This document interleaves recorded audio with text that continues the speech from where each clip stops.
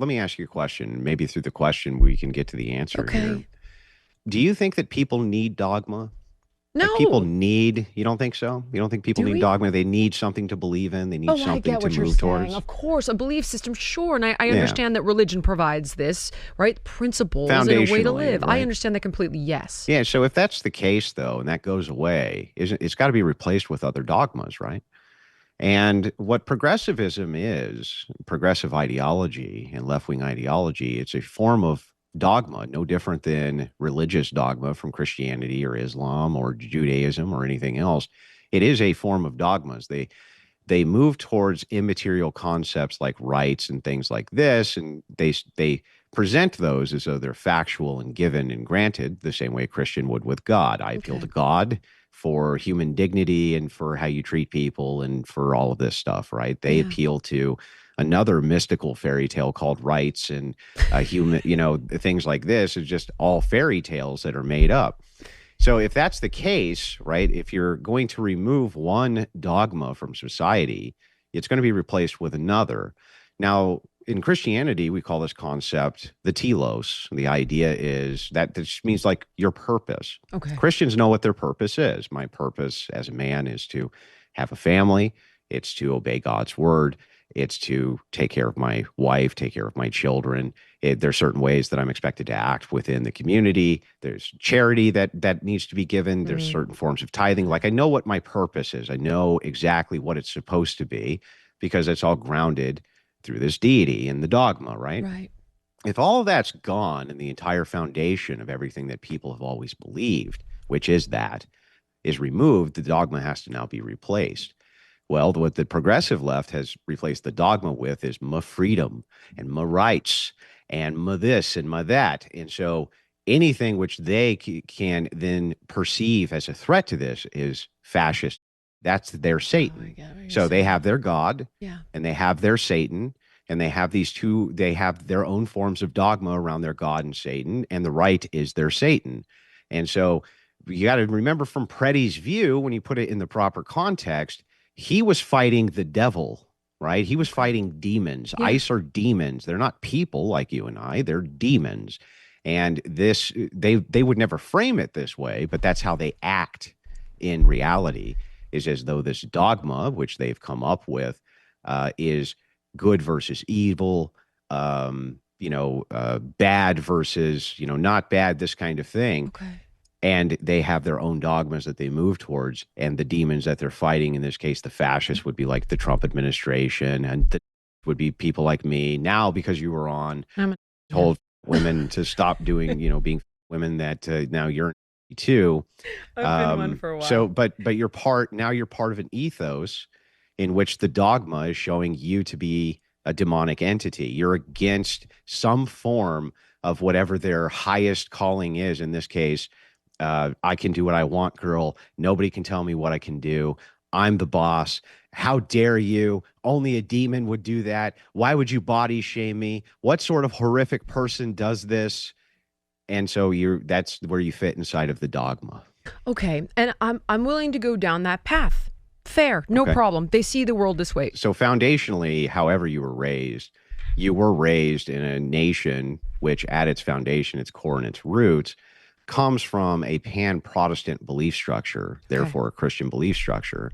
All the things that you believe about human dignity and human rights and how people ought to be treated, and how adults have discourse and all of this actually spawns, without you even knowing it, from these various ideas, and also from progressive thinkers like John Locke and others like this, who introduced these other philosophies which mingled with the pan-Protestants and created the sort of Americana philosophy that you grew up with. Okay.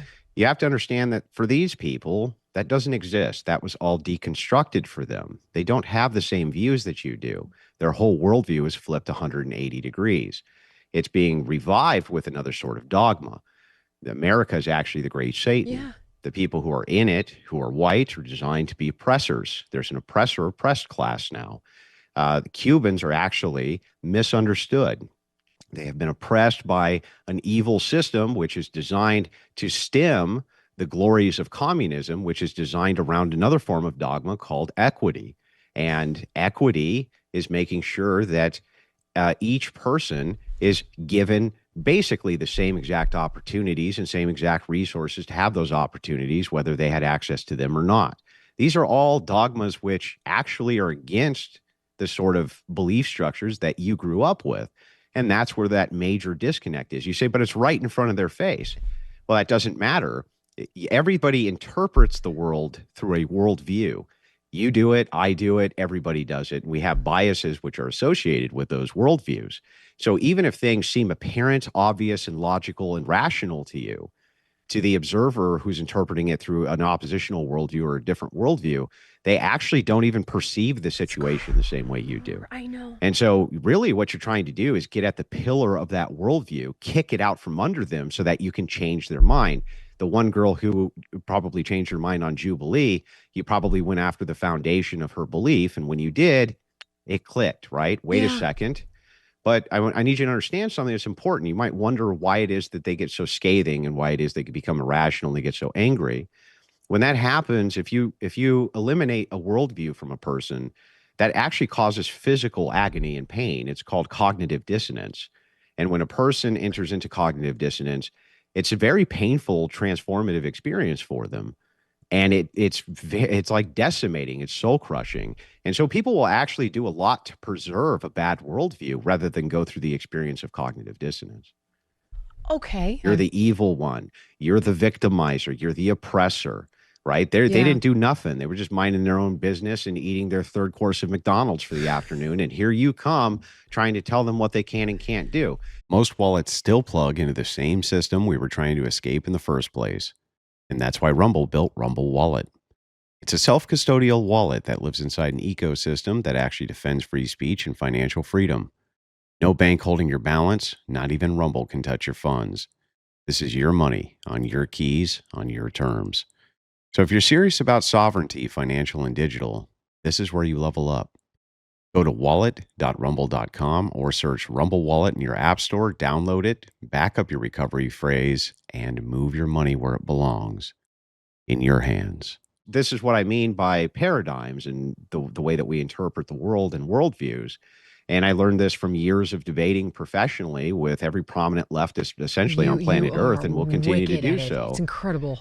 Their worldview operates in a completely in trying to break it down and understand it is the key to their defeat, and it's difficult for people to do, and it's difficult for people to change their minds, especially in politics, because of the ideas of cognitive dissonance and the kind of pain that people go through having to actually make those sorts of shifts. Now, there are better people for it almost always, but it can be a very painful experience. Why can I change my mind? Now, to give you an example, don't hate me, former liberal, your COVID absolutely pushed me to the center, and then everything after that has made me center right, a little farther right. Having said that, I would argue that a lot of my positions haven't changed. I was never for open borders. I would never have kids. Like, these are the party. I'm also a classic, the left me.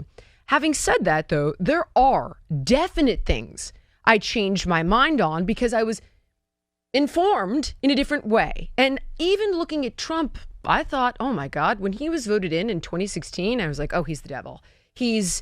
I believed Russia.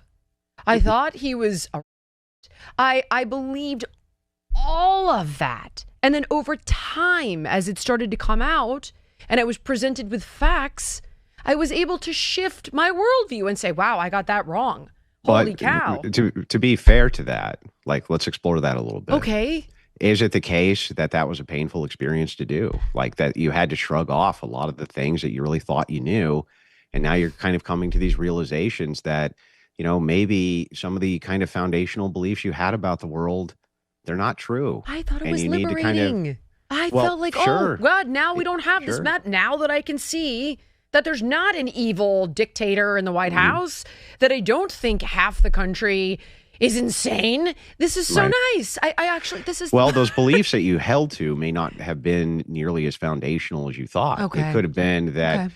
you, whatever the foundational beliefs you have are designed around, if new information comes in, I'm willing to change my mind about it, rather than being kind of a paradigm, like a a massive paradigm shift. These were smaller paradigm shifts, but okay, you can imagine like maybe a different situation. So let's say that you went for 55 years as a staunch religion, in one religion, and you Yeah, were very staunch. Your whole understand. community is built around that. Everything you know is built around that. And one day you realize that there's enough evidence there that you are forced to concede that it's not true. Well, your whole life is now completely bottomed, right? Everything is now turned I upside get it. down, I see it. and now Yeah. you have to interpret information a brand new way you're not used to, things like this. So it could be in your experience that was more, it was easier to do. And don't take offense to this because I don't No, mean it to no, be no, no, no. offensive, God, but please. it's I will possible. take no It's offense. possible you didn't have that these were not serious foundational beliefs, but rather just interpretations based on those Yeah, foundational beliefs, that's right? entirely possible.